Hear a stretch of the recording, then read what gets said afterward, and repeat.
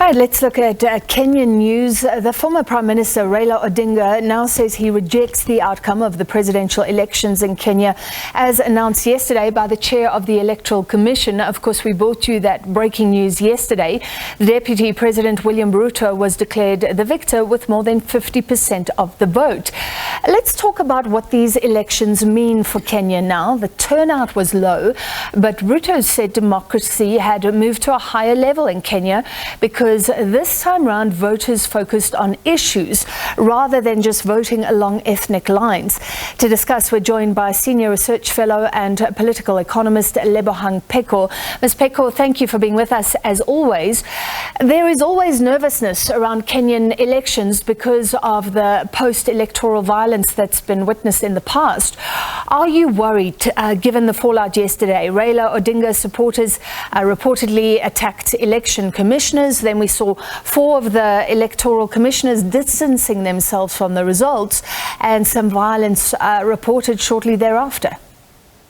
No, not per se worried, and good evening, Francis, and to the viewers. Not per se worried, and I think what I'm more concerned about is that seems to be the narrative that a lot of people in the media are pursuing, and I do think that we should try to avoid preempting per se by the energy that we give previous incidents, which were granted extremely concerning, but they certainly, what happened in 2007, 2008, and was not repeated per se in 2017. There was a much lesser extent, and it's not. And to be fair, it hasn't been a feature of Kenyan politics until the last 2 elections. And there are a few issues that are related to that. I think the first is that multipartyism as an idea is one that's still developing, and is one that is still, in many respects, has become very vibrant in Kenya. I think the other piece, of course, is that politics are often related to access to resources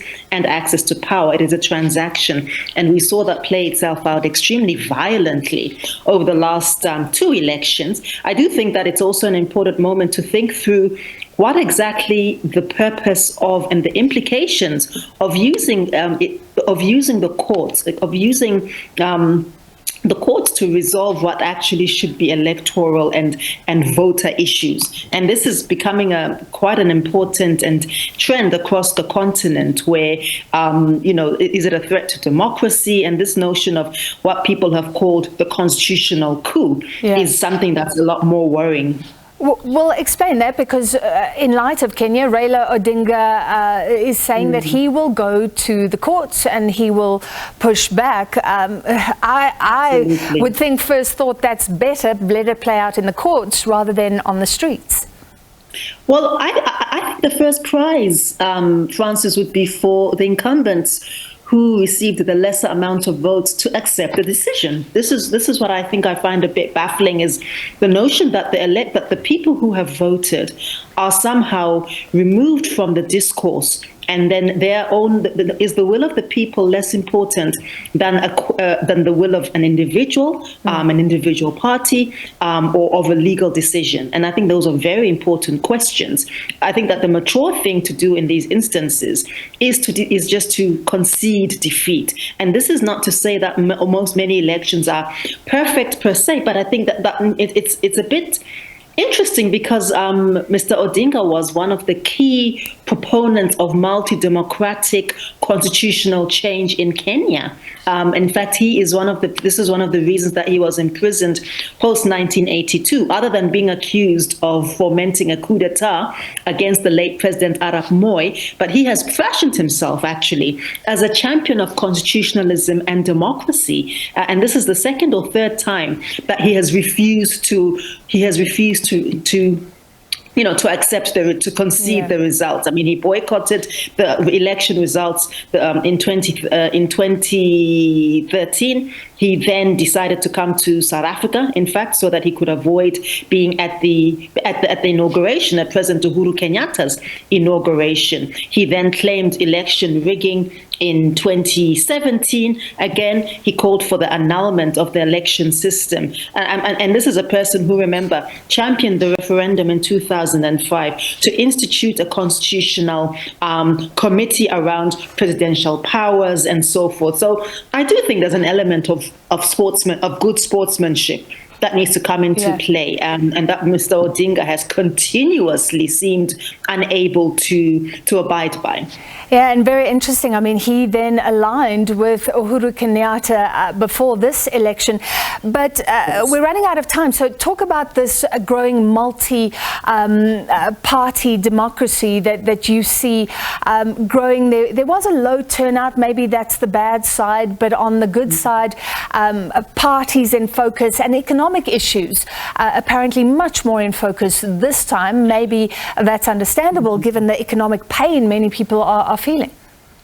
Much more in focus, but also I think the thing that's quite interesting is a lesser emphasis on narrow ethno-nationalisms, which is quite important. I think that to me is the takeout and the watershed in these particular Kenya elections. However, I think it was also quite interesting and cynical of, and I guess strategic of outgoing President Uhuru Kenyatta to anoint, as it were, Mr. Odinga as his successor, because that did a couple of things. It did, to some extent, begin to subvert the notion of this narrow and ethno-nationalism. But the other thing it did was to consolidate the very strong class and economic interests that both of these men represent. I mean, they're some of the wealthiest families in Kenya. And to be fair, Mr. Ruto, Dr. Ruto, represents now a similar class. And, you know, as you rightly say, these alliances have been very fluid and nebulous. I mean, Dr. Ruto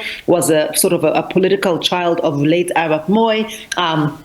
At some point, Mr. Odinga supported Kibaki, and then he turned against Kibaki, and then, of course, as you rightly say, he and Mr. Kenyatta were Kenyatta II were sworn enemies, and then they made peace and made nice strategically, a couple of years ago. But I think what we're seeing is the beginning of a much stronger class consolidation. So instead of ethno-nationalism, we are seeing class nationalism begin to foment in Kenya in ways that I think are going to be very disenfranchising in generations to come, because this means that there's a kind of a cabal, an oligarchy, which is generating power and really consolidating power for themselves.